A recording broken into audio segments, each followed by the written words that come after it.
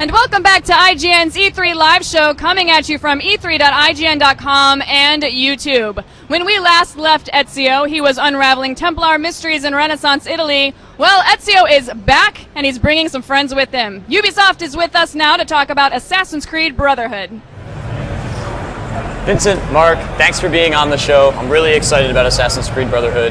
And let's kick things right off and jump into the demo. And we can describe what's happening as we see it unraveling before us. So you guys showed this demo off a little bit yesterday. I was very excited to see it. And let's give a little description, a little setup. All right, so this demo basically picks up the story as we left it in the end of Assassin's Creed 2. So Ezio returns to his villa in Monteriggioni. He needs a break, he's tired. And so there you have a little love scene going on here that we're interrupting. And basically the Borgia, who are very frustrated at the assault from Ezio on the Pope, decide to attack the villa, and this will set things in motion going forward. So basically we're seeing the repercussions of everything that Ezio accomplished in the first game. Pretty much. And so if you remember, the villa was upgradable and you could make it beautiful throughout the course of the game. And now, unfortunately, at the very beginning of the game, we see all that work sort of destroyed. This was intentional, actually. Since we assumed that most gamers will have maximized their villa in Assassin's Creed 2, we said, okay, to hell with that, we're destroying it, and we used that in the storyline, and to give players an opportunity to do it in Rome later on in the game. So when you said attack the villa, you really meant attack the villa. It looks like it's being assaulted by heavy weaponry. Yeah. So Cesare Borgia, that we'll present a bit later in the demo, is Ezio's new nemesis. He's actually the Pope's general army commander, and he's a bit crazy, and he decides to bring on the entire troops just to teach Ezio a lesson. And so he's firing cannonballs, and we saw Uncle Mario there tell Ezio to defend the villa. And right now we get into the actual running into the game. Right. So Ezio has to move to the ramparts and use some of the cannons to try to slow down the invading army, to let most of the citizens time to escape by the back door. Like the villa has this back door. Players should know that. So right here, this is new. Riding the horse inside of the city. So this is kind of a twist.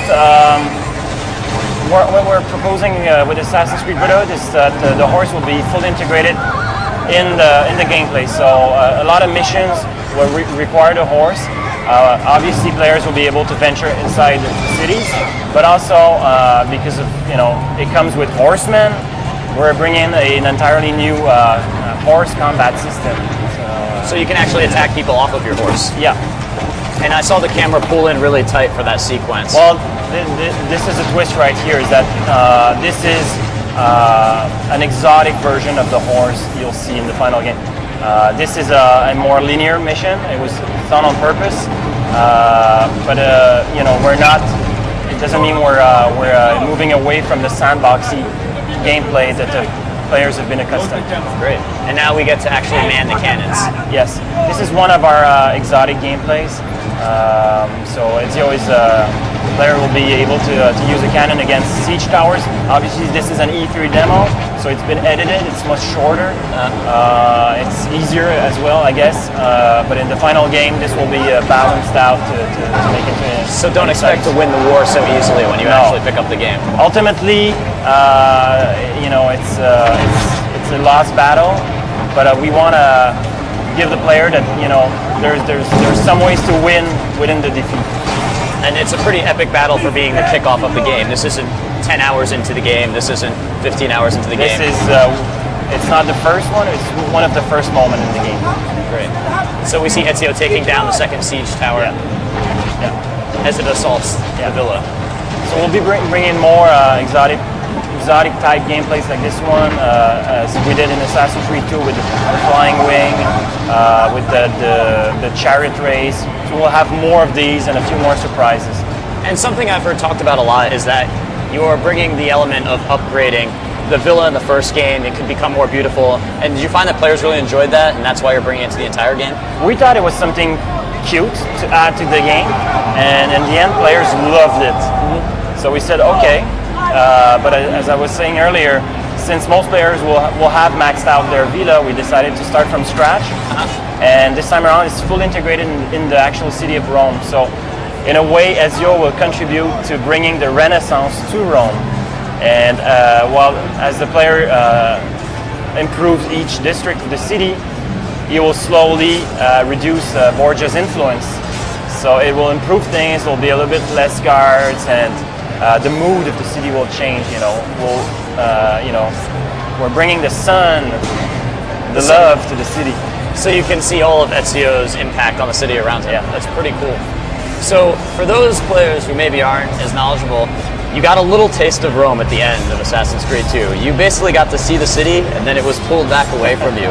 And I was really bummed I didn't get to jump into Rome, but this time we're jumping into Rome. Yeah. The idea is that, basically when we did our location scouting in Assassin's Creed 2, we visited the city of Rome, and we immediately said, okay, whoa, this is too big. This is a monumental city. Yeah. It has over 2,000 years of history. And so we decided to focus more on the actual real Renaissance city like Venice and Florence. And the entire game was set in those places. And then when we started to work on this game, we said, okay, let's focus entirely in Rome. But physically, it's going to be 3 times bigger than our biggest previous city, which was Florence. In the entire Assassin's Creed franchise, Florence was the biggest one. And this time it's 3 to 4 times bigger. So it's a kingdom inside a city. There will be different types of districts and architecture. And that's why you need to have horses in the city. Horses. Yeah. Great. So one thing that we kind of talked over was the little combat sequence there. It's a bit sped up from Assassin's Creed 2. Yeah, it is. So did you find players wanted to get even more frantic combat? We're always listening to our fans, and some of the more aggressive players wanted a more visceral fight, something faster. So we're sticking to our Assassin's Creed fight. We're keeping like the cool counter kills and all of that, but we've reworked all our AI, and then we've added an entirely new layer of offensive moves to the fight system. Multiply that by all the weapon types and the different archetypes and all the strategies. I think players will be served. That's great. And something we didn't see in this demo specifically was calling in what looks almost like airstrikes with your compatriots out there, your other assassins. That looks like it's going to be a lot of fun. Well, we hope so. The idea is, and I can let Patrick explain the detail, but basically Ezio cannot win the fight against the Borgias alone. So he will need to raise an army of assassins. So he's basically recreating the famous Assassins Guild that Altair was managing a couple of 100 years ago. Well, thanks for the demo. Thanks for stopping by. I can't wait to play the game. Jess.